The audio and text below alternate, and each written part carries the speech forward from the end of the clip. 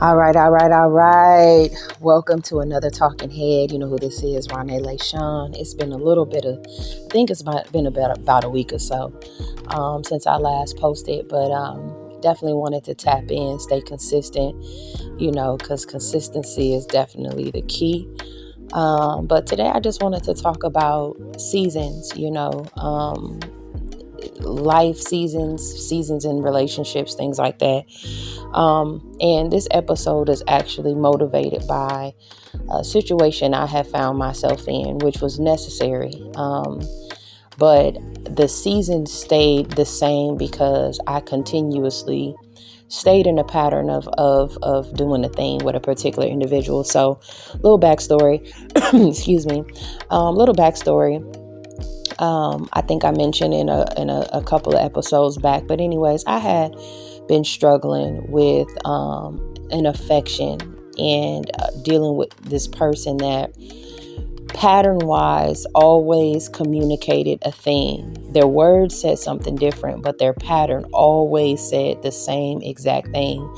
And I noticed that this thing that was happening, there wasn't yielding any, and it wasn't bearing any fruit.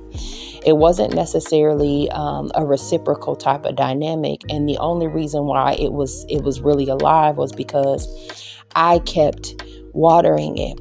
And to the point to where I noticed that I was abandoning myself on many levels because I was constantly making space for this particular individual and allowing my empathy to be expanded for them, making room for all of their inadequacies, their prematurities, things like that.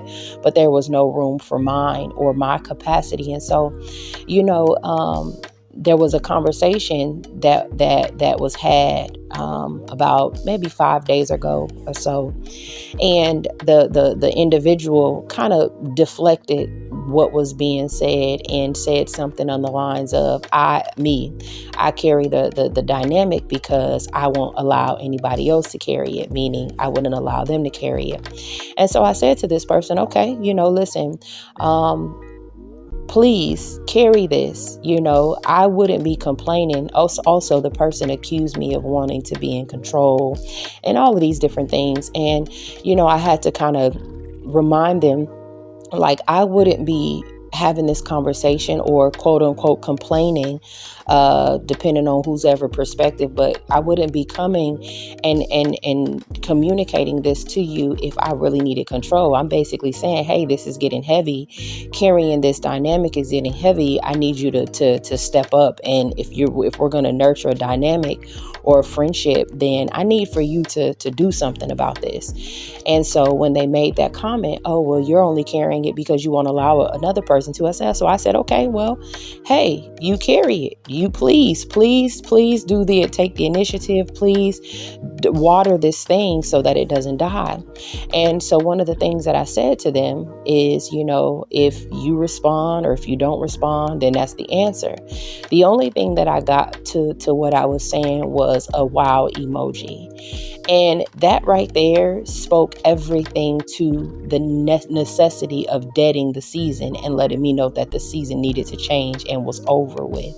Not because the person is a bad person or anything like that, but simply because seasons need to change. The Father has created everything, and He says in His scripture, there's a time and a season for everything. There's a time to laugh. There's a time to cry. There's a time to mourn.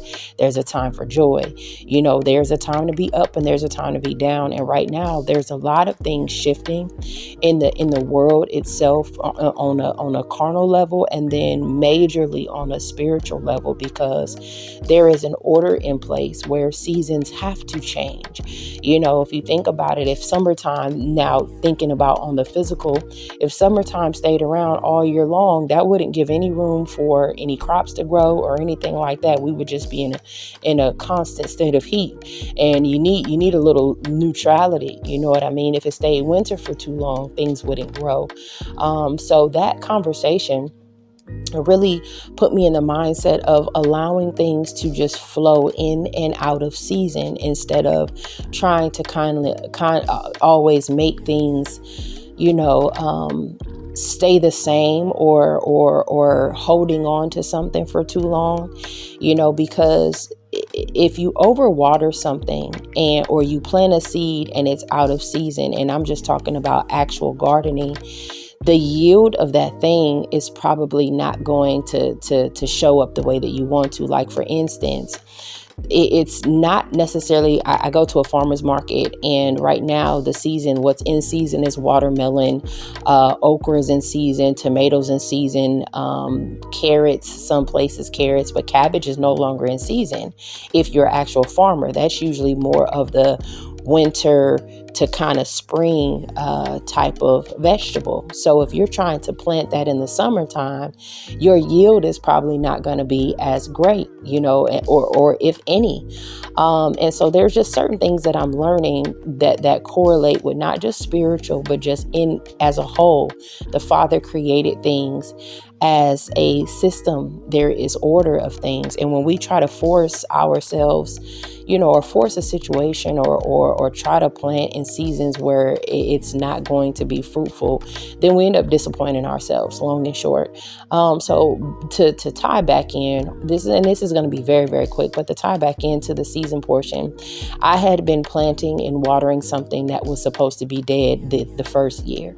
And when I look at the pattern of me and this individual, we would talk, they would do something that would really throw me off or disrespect my time, or always make an excuse for something, or always, lacking accountability. And then I would back up off of them for some months. And then we would kind of do this thing where we would kind of talk back again. Usually, usually I would be the first one to reach out, like, okay, I can actually tolerate their shenanigans.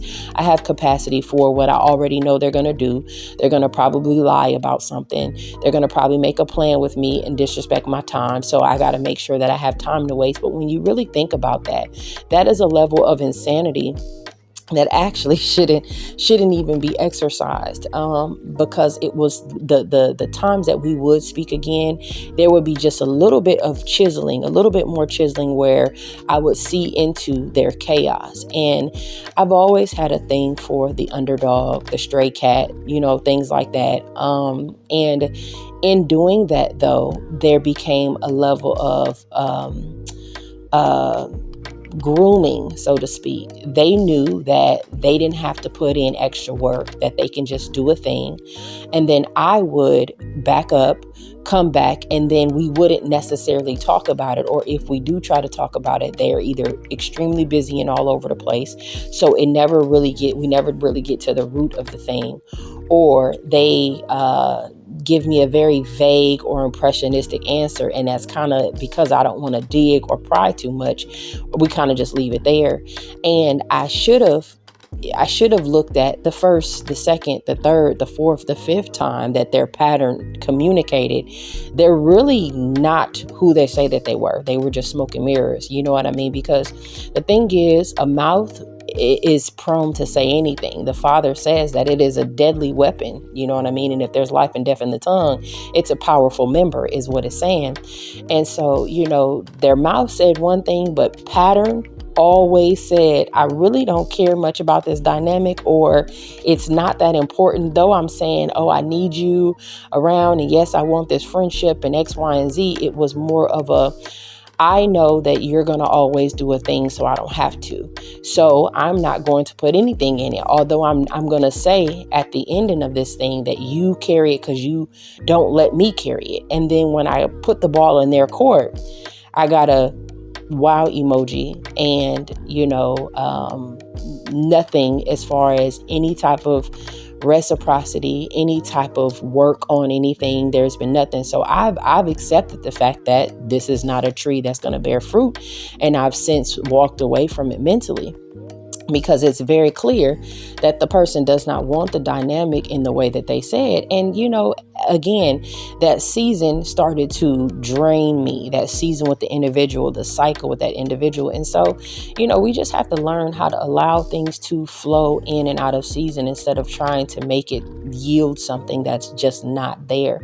I can't plant an apple tree and expect it to grow watermelons. You know what I'm saying? Or an apple seed and expect it to grow watermelons. And so, this is something that I've known, but kind of needed to be reminded of, and just wanted to kind of get on here again to for anybody that's struggling with something or putting something down or letting something go. For one, if it's not yielding something, we have to move on so that we can actually see the fruit of our labor in all things, whether that's a business, whether it's in a relationship, whether it's in, your personal development, that everything is not always meant to stay the same, and that's just kind of the lesson of this week for me is, let things move in and out of season. And if it becomes tension, it's not so much an invitation for you to try harder. Sometimes it's an invitation for you to just let it go, let it be, let it do whatever. And if it comes back around, or if it, if you and said person or said opportunity or whatever it is comes back and it's more aligned to what you're trying to do, then so be it. But there are many indications that the Father is usually, YaHUah is usually telling you, hey, it's time to walk away from this. It's time. Listen, the season is about to change, or the season has changed, and you still wearing shorts in the wintertime. I need you to put on your raincoat, and I need you to get on your snow boots. You know what I'm saying? So anyways, if any of this has blessed you, if any of it resonates with you, like I always say, my grandmother will always say, if I can help just one somebody as I travel on, then my living should not be in vain. So please go out here and love on your brethren and on your sisterin. If you cannot love on those in whom you can see, then how can you love on the Father in whom you can? So till next time.